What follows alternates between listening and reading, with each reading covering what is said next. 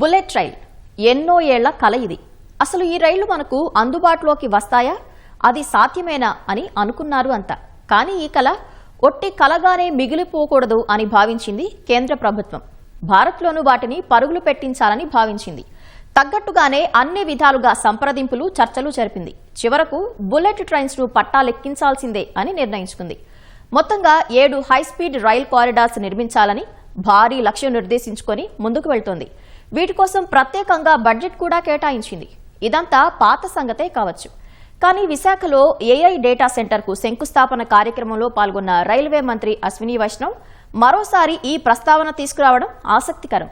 పైగా బుల్లెట్ రైళ్ల రాకతో దక్షిణాదికి భారీ ప్రయోజనాలు ఉంటాయని వివరించారు. ఇదే సమయంలో హైస్పీడ్ డైమండ్ ప్రాజెక్టు గురించి ప్రస్తావించడం బుల్లెట్ రైళ్లపై అంచనాలను పెంచింది.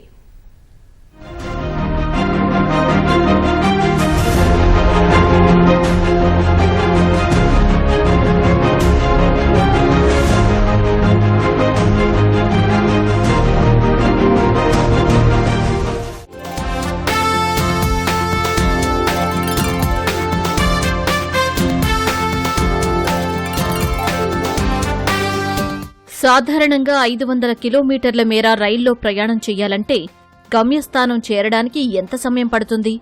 ఎంత లేదన్నా కనీసం 8 నుంచి 10 గంటలు. హైస్పీడ్ ప్రీమియం ట్రైన్స్ అయితే 6 లేదా 7 గంటల్లో వెళ్లిపోవచ్చు. మరి ఇంత దూరాన్ని కేవలం 2 గంటల్లోపే చేరుకుంటే 500 కిలోమీటర్లు 2 గంటల్లోనా? ఛాన్సే లేదు అంటారా? ఇదేమీ ఊరికే చెప్పిన లెక్క కాదు. కేంద్ర రైల్వే శాఖ చాలా ఖచ్చితంగా చెబుతున్న మాట. ప్రస్తుతానికి ఓ ఊహ అనుకుంటున్న ఈ విషయం త్వరలోనే నిజం కానుంది. బుల్లెట్ రైళ్లు చేయబోయే మ్యాజిక్ ఇది. ఎక్కడో విదేశాల్లో ఆ వీడియోలు చూసి మనం ఎప్పుడు చూస్తామో ఈ ట్రైన్స్ అని చాలామంది అనుకునే ఉంటారు. చెప్పాలంటే భారతీయుల దశాబ్దాల కల ఇది. కొన్నేళ్లలో నిజంగానే ఈ రైళ్లలో ప్రయాణించే అవకాశం రానుంది. కేంద్ర ప్రభుత్వం ఇప్పటికే ఇందుకు సంబంధించిన రూట్ మ్యాప్ సిద్ధం చేసింది.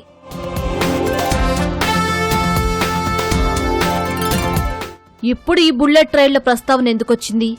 ఇందుకు ఓ ప్రధాన కారణముంది. విశాఖలో గూగుల్ ఏఐ డేటా సెంటర్ శంకుస్థాపనకు వచ్చారు రైల్వే మంత్రి అశ్విని వైష్ణవ్. ఈ సందర్భంగా చేసిన ప్రసంగంలో పలు కీలక విషయాలు ప్రస్తావించారు. అందులో అత్యంత ముఖ్యమైంది హైస్పీడ్ డైమండ్ నెట్వర్క్. అత్యంత కీలకమైన హైస్పీడ్ రైల్వే లైన్స్ దశలవారీగా అందుబాటులోకి రానున్నాయి. తద్వారా రైల్వే పరంగా దక్షిణాది రాష్ట్రాల ముఖచిత్రం మారిపోతుందని చాలా ధీమాగా చెబుతున్నారు అశ్విని వైష్ణవ్. ఈ ప్రాజెక్టుపై ఇంకా ఆయన ఏమన్నారంటే, the bullet train, the dream project for all of us. And as you are aware, if you have seen the videos of the progress of Ahmedabad to Mumbai bullet train, that 500 kilometer stretch will be completed in 1 hour and 57 minutes. That same magic will now happen in Andhra also. 70 minutes from Amravati to Hyderabad. Hyderabad to Bengaluru will become only 2 hours and 8 minutes. That kind of change will come. So this entire high-speed diamond, the high-speed diamond in the southern states once again proves our political commitment to the development of South Indian states. ఇది railway మంత్రి చెప్పిన విషయం. అంటే త్వరలోనే bullet రైళ్లు అందుబాటులోకి రానున్నాయన్నమాట. దశల వారీగా ఇవి పట్టాలెక్కుతాయి. ఇప్పటికే ఓ హైస్పీడ్ రైల్ నిర్మాణ పనులు జరుగుతున్నాయి. ముంబై నుంచి అహ్మదాబాద్ వరకు Mumbai Ahmedabad high speed rail MAHSR భారత్లో తొలి బుల్లెట్ ట్రైన్గా రికార్డుకెక్కనుంది. జపనీస్ టెక్నాలజీ షింకన్సెన్ సాయంతో ఈ నిర్మాణం కొనసాగుతోంది. 2028 నాటికి పూర్తి స్థాయిలో దీన్ని అందుబాటులోకి తీసుకురావాలని కేంద్రం లక్ష్యంగా పెట్టుకుంది.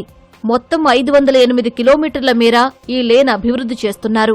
ప్రస్తుతం ఉన్న సమాచారం ప్రకారం ఈ లేన్ అందుబాటులోకొస్తే బుల్లెట్ ట్రైన్ గంటకు 320 కిలోమీటర్ల వేగంతో దూసుకుపోతుంది. ఈ లేన్లో మొత్తం 12 స్టేషన్లుంటాయి. వీటిలో థానే, సూరత్, వడోదర, అహ్మదాబాద్ ఉన్నాయి.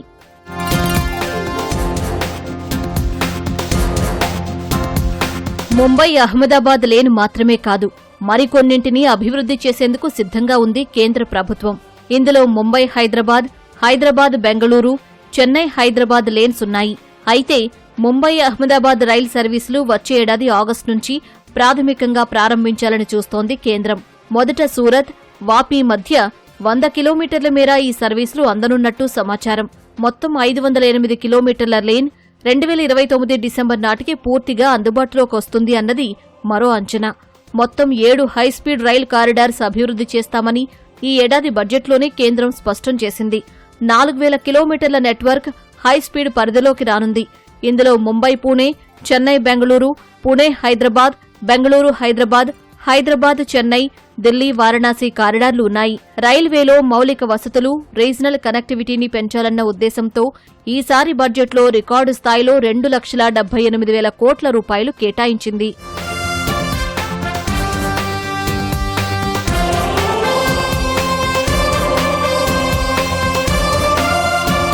ఈ మొత్తం నెట్వర్క్ను హైస్పీడ్ డైమండ్గా చెబుతోంది కేంద్రం.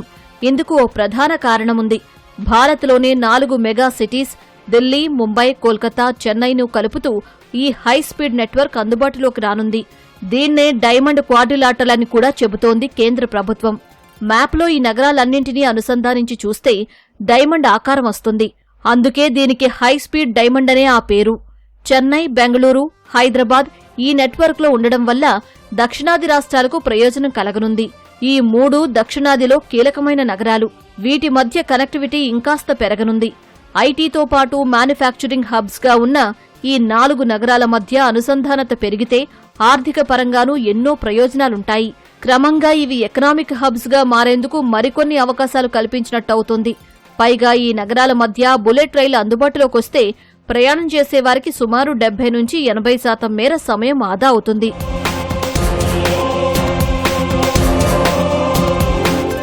తెలుగు రాష్ట్రాలకు ఈ బుల్లెట్ రైళ్ల రాకతో భారీగానే ప్రయోజనం చేకూరనుంది.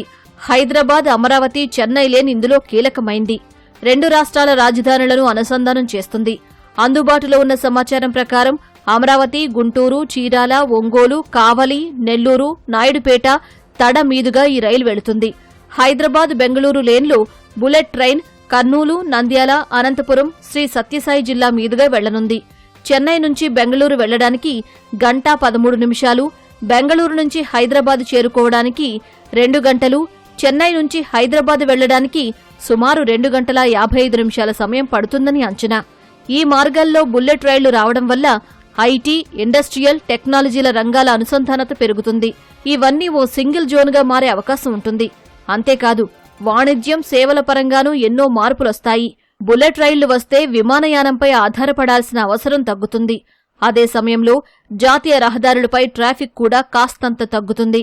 ఏదైతే నెట్వర్క్ హైస్పీడ్ నెట్వర్క్ వస్తుందో దీంట్లో Tier 2, Tier 3 సిటీస్ కూడా కనెక్ట్ అవుతాయి. అక్కడ కూడా Tier 2, Tier 3 సిటీస్ ఏవైతే ఉంటాయో అక్కడ ఉండే నివసించే వాళ్ళు ఫాస్ట్గా అంటే నియరెస్ట్ మెట్రో స్టేషన్స్కి, మెట్రో సిటీస్కి తొందరగా వెళ్ళొచ్చు. హెల్త్ కావచ్చు, ఎడ్యుకేషన్ కావచ్చు, వ్యాపార నిమిత్తం కావచ్చు, ఇలా త్వరగా వెళ్ళి రావచ్చు. సో దీనివల్ల ఏంటంటే ఎకనామిక్ యాక్టివిటీ అన్నది బూస్ట్ అవుతుంది. ఫస్ట్ ఆఫ్ ఆల్ ఇది దాదాపు లక్షల కోట్లలో ఇన్వెస్ట్మెంట్ ఉన్న ప్రాజెక్ట్స్ ఇవన్నీ కూడా. సో ఈ ప్రాజెక్ట్స్ ఇట్ సెల్ఫే రావడము ఆ చుట్టుపక్కల ప్రాంతాల్లో చాలా ఎకనామిక్ యాక్టివిటీని, ఎంప్లాయ్మెంట్ని జనరేట్ చేస్తుంది.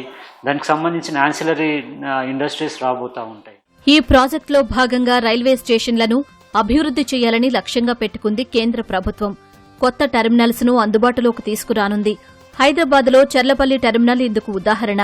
ఇక బుల్లెట్ రైళ్ల రాకతో కర్బన ఉద్గారాలు కూడా తగ్గుతాయి. 100% ఎలక్ట్రిక్ గా నడుస్తాయి ట్రైన్స్. 250 కిలోమీటర్ల కన్నా ఎక్కువ వేగంతో ప్రయాణిస్తే వాటిని హైస్పీడ్ రైల్స్ అంటారు. ఇవి నడవాలంటే ప్రత్యేకమైన సాంకేతికత అవసరం. సిగ్నలింగ్, కమ్యూనికేషన్తో పాటు భద్రతకు కొత్త టెక్నాలజీ వాడాల్సిందే. ది నేషనల్ రైల్ ప్లాన్లో భాగంగా 2030 నాటికి రైల్వే నెట్వర్క్ను పూర్తిస్థాయిలో మార్చాలని చూస్తోంది కేంద్రం.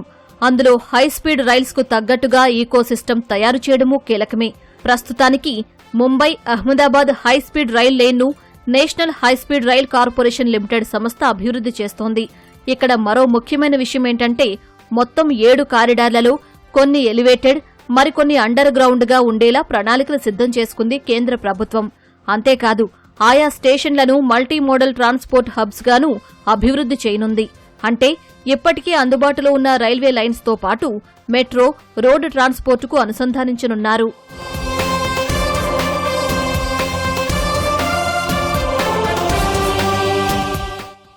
భారత ఫ్యూచర్ సిటీ కేంద్రంగా హైస్పీడ్ రైలు కారిడార్ హబ్ను తీర్చిదిద్దాలని చూస్తోంది తెలంగాణ ప్రభుత్వం. Hyderabad to Mumbai, Hyderabad to Chennai, Hyderabad to Bengaluru high speed rail connectivity కారిడార్లపై ప్రత్యేక దృష్టి సారించింది. హైస్పీడ్ రైల్వే కారిడార్లపై ఇప్పటికే సచివాలయంలో రాష్ట్ర రోడ్లు భవనాల శాఖ మంత్రి కోమటిరెడ్డి వెంకటరెడ్డి కీలక సమీక్ష సమావేశం నిర్వహించారు.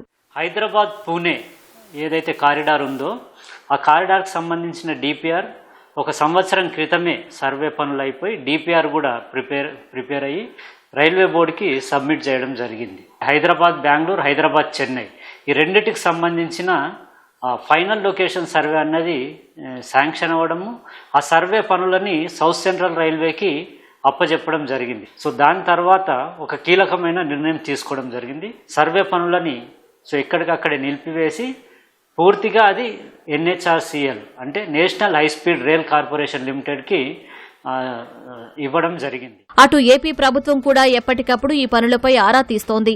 ముఖ్యమంత్రి నారా చంద్రబాబు నాయుడు వీటిపై ప్రత్యేక దృష్టి సారించారు. నవనిర్మాణంలో భాగంగా ఏపీలో దాదాపు 74 రైల్వే స్టేషన్లను నవీకరించనుంది కేంద్రం. ఏపీ మీదుగా వెళ్లే చెన్నై హైదరాబాద్ కారిడార్ను వీలైనంత వేగంగా పూర్తి చేసేందుకు రాష్ట్ర ప్రభుత్వం పూర్తిగా సహకరిస్తోంది.